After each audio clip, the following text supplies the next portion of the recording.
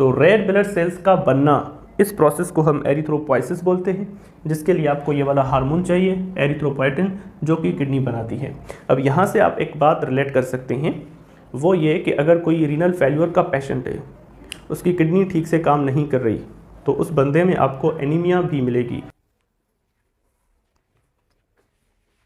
अस्सलाम वालेकुम dear students, welcome to Noman and Zuhaib tutorials. बेटा, जैसा कि हम एक्सक्रिएटरी सिस्टम स्टडी कर रहे थे और इसमें जो हमारा पिछला वीडियो था उसमें हमने नाइट्रोजीनस वेस्ट प्रोडक्ट्स को डिस्कस किया था, और आज का जो हमारा ये लेक्चर है इसमें हम 3 चीज़ें डिस्कस करेंगे, वो मैं आपको बता देता हूँ। सबसे पहले हम ये देखेंगे कि हमारी बॉडी के अंदर कौन कौन से एक्सक्रिएटरी ऑर्गन्स मौजूद होते हैं। जो मेन एक्सक्रिएटरी ऑर्गन है वो तो किडनी है, लेकिन उसके अलावा और कौन कौन से एक्सक्रिएटरी ऑर्गन्स होते हैं और उनकी कौन कौन सी वेस्ट प्रोडक्ट होती है जो वो बॉडी में से रिमूव करते हैं, खारिज करते हैं। तो ये सब कुछ मैंने इस डायग्राम में लिख लिया है यहाँ पर, ये मैं आपको अभी समझाने वाला हूँ। और इसके बाद हम जो है डिस्कस करेंगे किडनी को, किडनी की स्ट्रक्चर के बारे में पढ़ेंगे, और लास्ट में हम किडनी के फंक्शंस को देखेंगे। एक फंक्शन तो ये होता है किडनी का यूरिन फॉर्मेशन, किडनी यूरिन को बनाती है, लेकिन क्या उसके अलावा भी कोई और फंक्शन होता है किडनी का? तो ये सब कुछ हम आज इस वीडियो में डिस्कस करने वाले हैं। तो चलिए स्टार्ट करते हैं। First of all excretory organs. अब जो मेन एक्सक्रिएटरी ऑर्गन है हमारी बॉडी के अंदर वो है किडनी, लेकिन किडनी के साथ साथ लंग्स, स्किन, लिवर, ये भी एक्सक्रिएटरी ऑर्गन्स में काउंट होते हैं, और इन सबको मिलाकर हम एक्सेसरी एक्सक्रिएटरी ऑर्गन्स बोलते हैं। तो सबसे पहले अब हम डिस्कस करेंगे लिवर को, कि लिवर जो है वो कैसे एक्सक्रिएटरी ऑर्गन है। तो लिवर से रिलेटेड हम 3 चीजें डिस्कस करेंगे, 1, 2 और 3। तो ये दोनों जो प्रोसेस हैं ये हमने पिछले वीडियो में डिस्कस किए थे। लिवर के अंदर एक प्रोसेस होता है डीअमाइनेशन ऑफ अमीनो एसिड्स, जिसमें अमोनिया बनता है, और अमोनिया चूंकि बहुत ही टॉक्सिक मॉलिक्यूल है, तो जैसे ही ये बनता है इसको कन्वर्ट किया जाता है यूरिया में। और दूसरी साइड हम देखें कि ब्रेकडाउन होती है न्यूक्लिक एसिड्स की, उसमें से प्योरिन्स बनते हैं, और प्योरिन्स में से फिर यूरिक एसिड बनता है। ठीक है, तो ये सब कुछ हमने पिछले वीडियो में डिस्कस किया था। अब ये 2 प्रोडक्ट्स जो हैं ये कहां पर बनती हैं? लिवर इन दोनों को बनाता है, यूरिया और यूरिक एसिड, और फिर इन दोनों को बनाकर रिलीज कर देता है ब्लड में, और ब्लड जो है वो इन दोनों को लेकर आती है किडनी के पास, और फिर किडनी जो है इन दोनों को ब्लड में से निकाल लेगी, फिल्टर कर देगी, और फिर यूरिन के फॉर्म में इन दोनों को बॉडी में से रिमूव कर देगी। ठीक है, तीसरी जो बात है लिवर से रिलेटेड वो ये है कि लिवर के अंदर एक प्रोसेस होता है ब्रेकडाउन ऑफ हेमोग्लोबिन। हेमोग्लोबिन कहते हैं, या आप ये भी कह सकते हैं breakdown of red blood cells. अब मैं आपको यहां पर बता दूं कि जो मैच्योर आरबीसीज होते हैं हमारी बॉडी के अंदर, जो मैच्योर रेड ब्लड सेल्स होते हैं, उनमें कोई भी ऑर्गेनेल प्रेजेंट नहीं होता, न्यूक्लियस, माइटोकॉन्ड्रिया, गोल्गी apparatus, ऐसा कुछ भी प्रेजेंट नहीं होता। उनमें सिर्फ और सिर्फ हेमोग्लोबिन मौजूद होती है। तो जो मैच्योर आरबीसी होता है हमारी बॉडी के अंदर, उसमें सिर्फ और सिर्फ हेमोग्लोबिन ही मौजूद होती है, और कुछ नहीं होता। ठीक है, तो आरबीसी की ब्रेकडाउन को हम हेमोग्लोबिन की ब्रेकडाउन भी बोल सकते हैं। और जैसा कि हेमोग्लोबिन जो है जब इसकी ब्रेकडाउन होगी तो इसमें से 2 चीजें बनती हैं, एक बनती है हीम, दूसरी बनती है ग्लोबिन। ग्लोबिन जो है वो हम बोलते हैं अमीनो एसिड्स की चेन को, अमीनो एसिड्स की चेन को बोलते हैं ग्लोबिन। तो एक ये चीज मिली हमें हेमोग्लोबिन की ब्रेकडाउन से, ग्लोबिन, और दूसरा जो पार्ट है वो हमें मिलता है हीम। अब इन दोनों की फर्दर ब्रेकडाउन होगी। अब ग्लोबिन की फर्दर ब्रेकडाउन होगी तो उसमें से क्या बनेंगे? अमीनो एसिड्स बनेंगे, ये एक दूसरे से अलग हो जाएंगे, और फिर अमीनो एसिड्स हमारी बॉडी दोबारा यूज करेगी प्रोटीन्स को बनाने के लिए। ठीक है, और ये वाला जो हीम वाला पार्ट है, इसको अगर आप फर्दर ब्रेकडाउन करेंगे तो इसमें से जो है ये 2 वेस्ट प्रोडक्ट्स बनती हैं, बाइल पिगमेंट्स। ठीक है, ये सारा प्रोसेस होता है लिवर के अंदर। और लिवर जो है फिर बाइल डक्ट के थ्रू, आपने डाइजेस्टिव सिस्टम में पढ़ा होगा, लिवर के अंदर जो बाइल बनता है वो बाइल डक्ट के थ्रू आता है, कहां पर? ड्यूडेनम। ठीक है, यहां पर मैं एक डक्ट बना लेता हूं आपकी आसानी के लिए, सिंपल डायग्राम बना लेता हूं जैसे कि आप रिलेट कर पाए। अब आप देखें, ये जो ऊपर मैंने बनाया है ये लिवर है। ठीक है, लिवर के अंदर ये सारा प्रोसेस हुआ और बाइल पिगमेंट्स बनी। अब इन बाइल पिगमेंट्स को लिवर जो है वो इस डक्ट के थ्रू कहां तक पहुंचाएगा? स्मॉल इंटेस्टाइन, ड्यूडेनम तक पहुंचाएगा, और ये जो डक्ट है इसको हम बोल देते हैं बाइल डक्ट।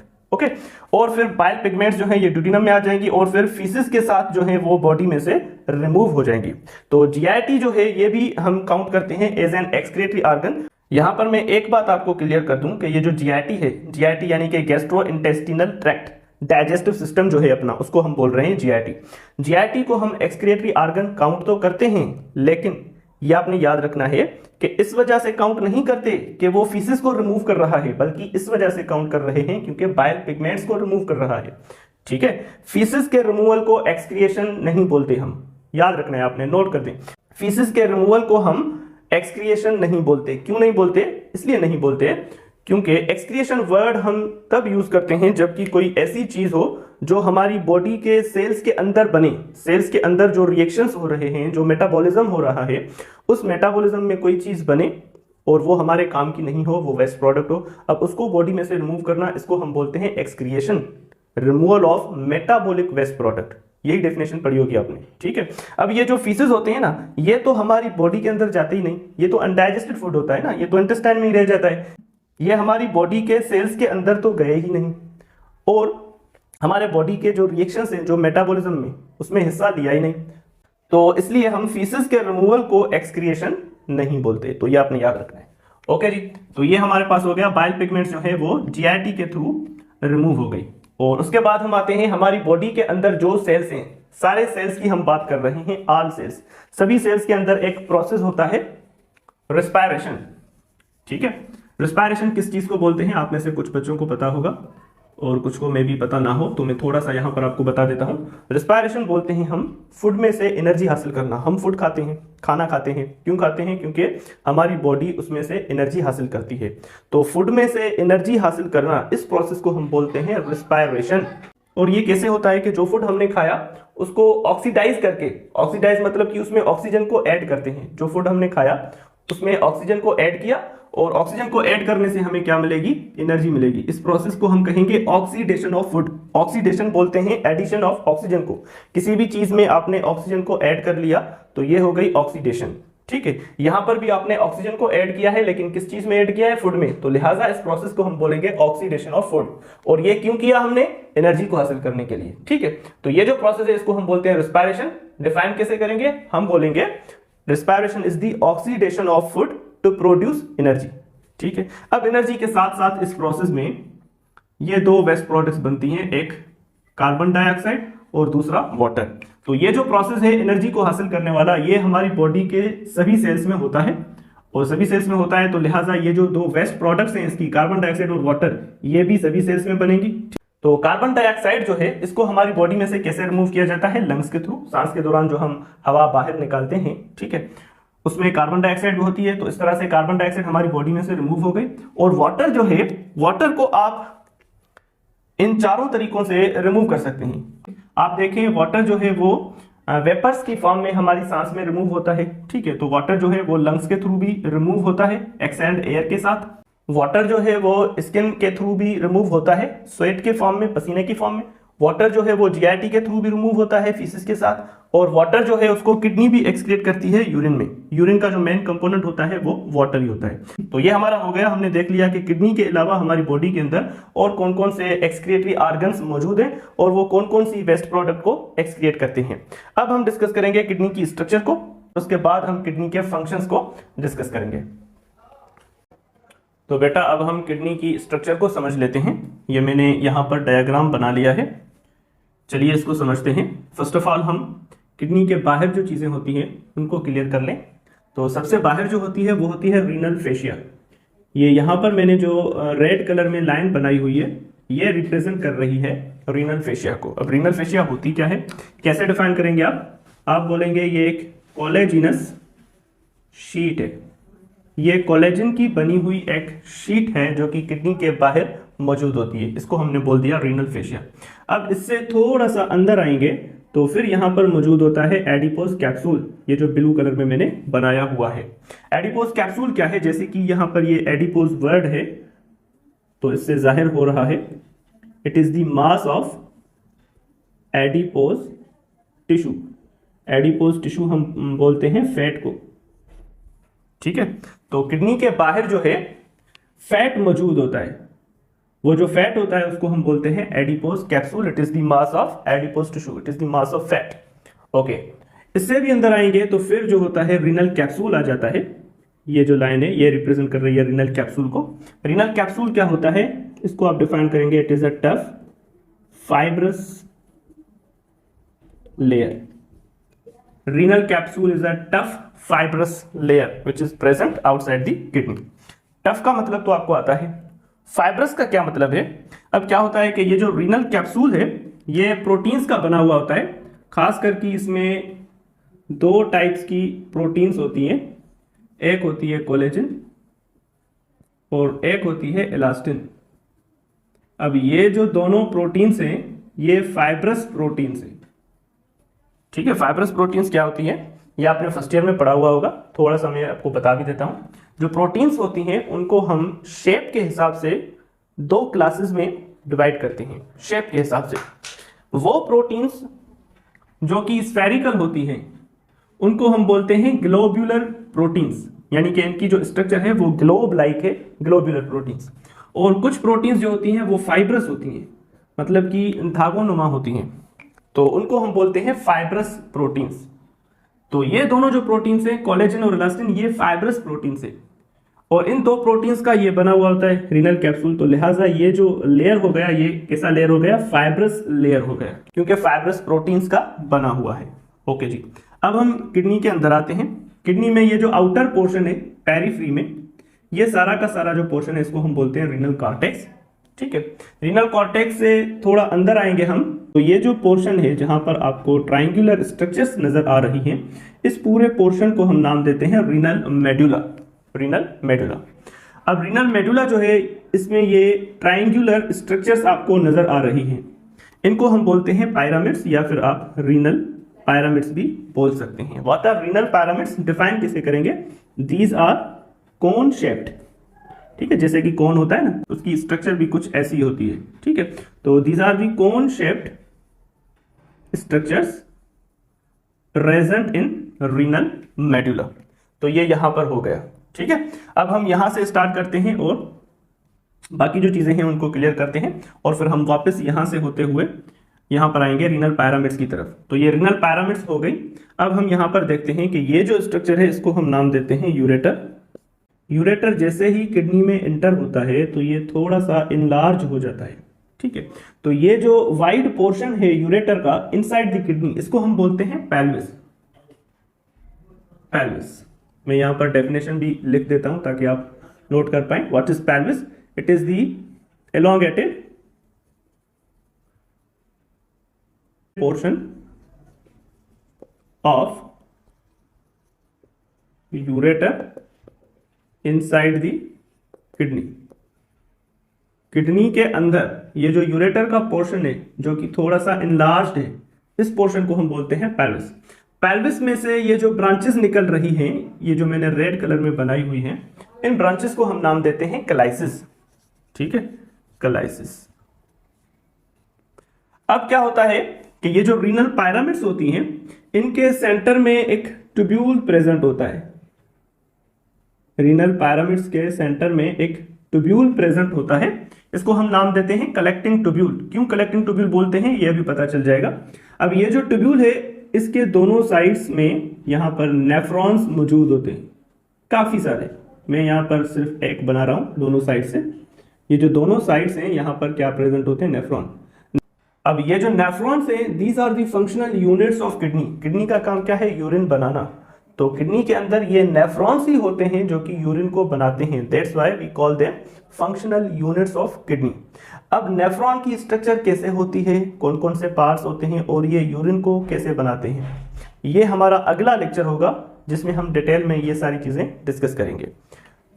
तो ये जो नेफ्रॉन होते हैं ये यूरिन को बनाते हैं और यूरिन जो है सभी नेफ्रॉन्स में जो यूरिन बनता है वो सारा का सारा आके कलेक्ट होता है इस सेंटर वाले ट्यूब में, तभी इसको हम बोल रहे हैं कलेक्टिंग ट्यूब्यूल।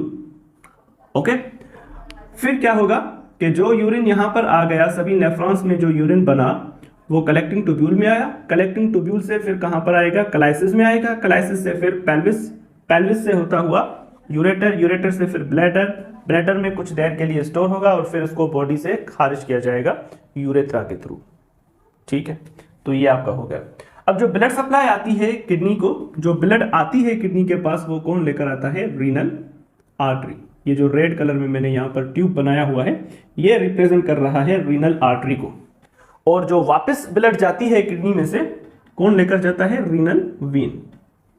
और ये जो पोर्शन है किडनी का, ये वाला, जहां से मुख्तलिफ स्ट्रक्चर्स, आर्टरी और वीन जो हैं, मुख्तलिफ स्ट्रक्चर्स किडनी के अंदर भी आ रही हैं और यहाँ से बाहर भी निकल रही हैं, इस पोर्शन को हम नाम देते हैं हाइलस।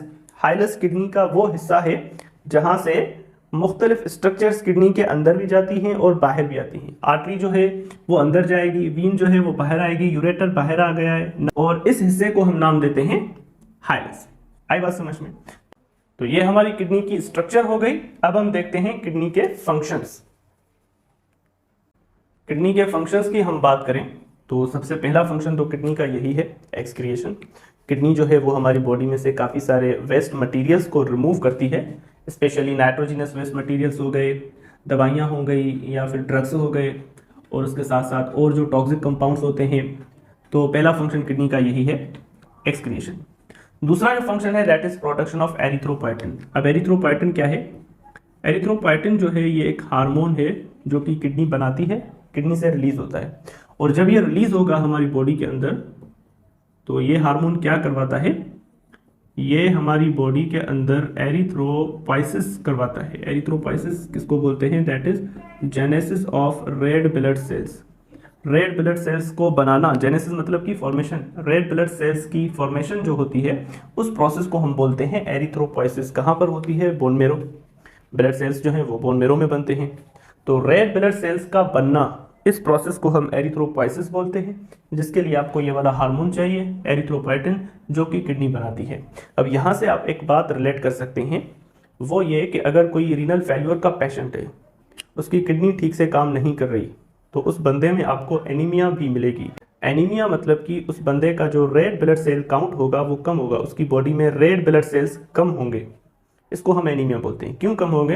क्योंकि उसकी किडनी काम नहीं कर रही। किडनी काम नहीं कर रही मतलब कि एरिथ्रोपोएटिन नहीं बन रहा, तो एरिथ्रोपाइसिस नहीं होगा। एरिथ्रोपाइसिस नहीं होगा तो आरबीसीज का काउंट कम हो जाएगा। तो रीनल फेल्यूर वाले बंदे में आप एनीमिया को इस तरह से रिलेट कर सकते हैं कि उसमें एनीमिया क्यों हो रही है। उसका आंसर आप ऐसे दे सकते हैं। ठीक हो गया। तीसरा जो फंक्शन है that is production of vitamin D. Vitamin D के लिए मैं आपको इतना बता दूं कि विटामिन डी जो है वो हमारी बॉडी के अंदर 3 स्टेप्स में बनती है। पहला जो स्टेप है वो हमारी स्किन में होता है, दूसरा स्टेप जो है वो लिवर के अंदर होता है, तीसरा जो स्टेप है वो किडनी के अंदर होता है, फाइनल स्टेप। आई बात समझ में?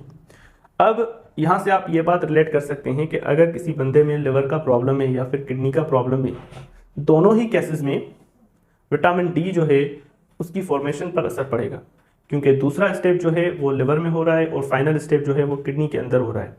अब अगर लिवर का प्रॉब्लम होगा या फिर किडनी का प्रॉब्लम होगा, दोनों ही केसेस में विटामिन डी की जो फॉर्मेशन है उस पर असर पड़ेगा। और विटामिन डी आपको पता है बोन्स के लिए चाहिए। अब रीनल फेल्यूर का जो पेशेंट होगा उसमें बोन्स का प्रॉब्लम भी होगा, बोन्स का प्रॉब्लम भी आपको मिलेगा। क्यों मिलेगा? इस बात को आप यहाँ से रिलेट कर सकते हैं कि विटामिन डी जो है वो किडनी के अंदर बनता है, उसकी फॉर्मेशन का जो फाइनल स्टेप होता है वो किडनी में होता है। चलें जी। और उसके साथ साथ ये भी कुछ फंक्शंस हैं किडनी के, जैसा कि पहला है रेगुलेशन ऑफ ब्लड पीएच। अब ब्लड पीएच को आप किडनी से कैसे रिलेट करेंगे? वो ऐसे करेंगे कि हमारी ब्लड के अंदर अगर हाइड्रोजन आयंस की कंसंट्रेशन यानी कि अमाउंट, अगर हमारी ब्लड के अंदर हाइड्रोजन आयंस का अमाउंट जो है वो बढ़ जाता है तो हमारी ब्लड जो है वो एसिडिक हो जाएगी। एसिडिक हो जाएगी मतलब कि जो पीएच है ब्लड की वो कम हो जाएगी। मतलब कि पीएच का कम होना या ज़्यादा होना वो डिपेंड करता है हाइड्रोजन आयंस के अमाउंट पर। हाइड्रोजन आयंस का अमाउंट ज़्यादा हो जाएगा तो पीएच कम हो जाएगी, हाइड्रोजन आयंस का अमाउंट कम हो जाएगा तो पीएच बढ़ जाएगी। ठीक है। अब किडनी क्या करती है कि ये जो हाइड्रोजन आयंस हैं इनकी कंसंट्रेशन को रेगुलेट करती है। अगर ये ब्लड के अंदर बढ़ जाएंगे तो इनको एक्सक्रिएट कर देगी, रिमूव कर देगी। ठीक है। तो इस तरह से हाइड्रोजन आयंस की कंसंट्रेशन को किडनी मेंटेन करती है, रेगुलेट करती है, और इसका असर ये होता है कि बॉडी के अंदर पीएच जो है वो मेंटेन रहती है। इसलिए हमने बोल दिया कि एक फंक्शन किडनी का ये भी है रेगुलेशन ऑफ ब्लड पीएच। दूसरा फंक्शन है regulation of blood volume. Regulation of blood volume kidney से कैसे रिलेट होगा? इसको आप कह देंगे maintenance of water balance. Kidney जो है वो बॉडी के अंदर वाटर बैलेंस को भी रेगुलेट करती है। अगर बॉडी के अंदर वाटर ज़्यादा होगा तो किडनी ज़्यादा से ज़्यादा यूरिन बनाएगी और यूरिन में वाटर को रिमूव कर दिया जाएगा। अगर वाटर बॉडी के अंदर कम होगा, ब्लड में वाटर जो है वो कम होगा तो किडनी यूरिन भी कम बनाएगी, कंसंट्रेटेड यूरिन बनाएगी, ताकि बॉडी के अंदर वाटर को बचाया जा सके। तो वाटर को बचाकर किडनी जो है ब्लड वॉल्यूम को मेंटेन करती है। अगर वाटर ज़्यादा होगा तो ब्लड वॉल्यूम ज़्यादा होगा तो किडनी क्या करेगी कि वाटर को रिमूव कर देगी और ब्लड वॉल्यूम को नॉर्मल कर देगी। ठीक है, तो वाटर का बैलेंस रखकर किडनी जो है वो ब्लड वॉल्यूम को रेगुलेट करती है। तीसरा जो फंक्शन है किडनी का वो है ब्लड आयोनिक कंपोजिशन। आयोनिक मतलब कि हम आयंस की बात कर रहे हैं, sodium ions, potassium ions, chloride ions, calcium ions. ठीक है, तो किडनी इन सब का भी बैलेंस रखती है। अगर ये सब बॉडी के अंदर बढ़ जाएंगे, इनका अमाउंट बढ़ जाएगा तो किडनी जो है इनको रिमूव कर देगी, बॉडी में से एक्सक्रिएट कर देगी। अगर कम हो जाते हैं ब्लड के अंदर तो किडनी जो है इनको एक्सक्रिएट नहीं होने देगी, इनको बचाएगी। तो किडनी जो है वो ब्लड के अंदर आयंस की कंपोजिशन, आयंस की कंसंट्रेशन को मेंटेन करती है, रेगुलेट करती है। तीसरा फंक्शन ये हो गया। अब ये जो लास्ट वाला है ब्लड प्रेशर, किडनी जो है वो ब्लड प्रेशर को भी रेगुलेट करती है। अब ब्लड प्रेशर को कैसे रेगुलेट करती है, इसके लिए हमें ये प्रोसेस समझना होगा जिसको हम शॉर्ट फॉर्म में बोलते हैं रास। अगर मैं इसका फुल फॉर्म यहाँ पर लिखूँ तो ये हो जाएगा रेनिन एंजियोटेंसिन अल्डोस्टेरोन सिस्टम। ये थोड़ी लंबी टॉपिक है, 5-10 मिनट ले जाएगी। और ये जो टॉपिक है ये हम एंडोक्राइनोलॉजी यानी कि जब हम हार्मोन्स पढ़ेंगे वहाँ पर ये टॉपिक है, वहाँ पर हम ये टॉपिक डिस्कस करेंगे। ठीक है, तो ये क्या होता है और इसका क्या रिलेशन है ब्लड प्रेशर के साथ, ये हम वहाँ पर समझेंगे, इसको रिलेट भी करेंगे। फिलहाल के लिए आप इतना याद रख लें कि किडनी जो है उसका ब्लड प्रेशर की रेगुलेशन में भी रोल होता है। अगर रीनल फेल्योर का कोई पेशेंट होता है तो उसका ब्लड प्रेशर बढ़ जाता है, हाइपरटेंशन हो जाता है उसको। ठीक है, तो ये भी एक इंपॉर्टेंट फंक्शन है किडनी का, रेगुलेशन ऑफ ब्लड प्रेशर। तो इसके साथ ही हम आज का ये जो लेक्चर है हमारा यहीं पर कंप्लीट करते हैं और इंशाल्लाह नेक्स्ट लेक्चर में मिलते हैं। उसमें हम डिस्कस करेंगे नेफ्रॉन को, नेफ्रॉन की स्ट्रक्चर को समझेंगे और नेफ्रॉन के फंक्शन को, यानी कि नेफ्रॉन के अंदर जो यूरिन है वो कैसे बनता है। ये सब हम नेक्स्ट वीडियो में इंशाल्लाह डिस्कस करेंगे। तब तक के लिए खुदा हाफिज़, दुआ में याद रखिएगा।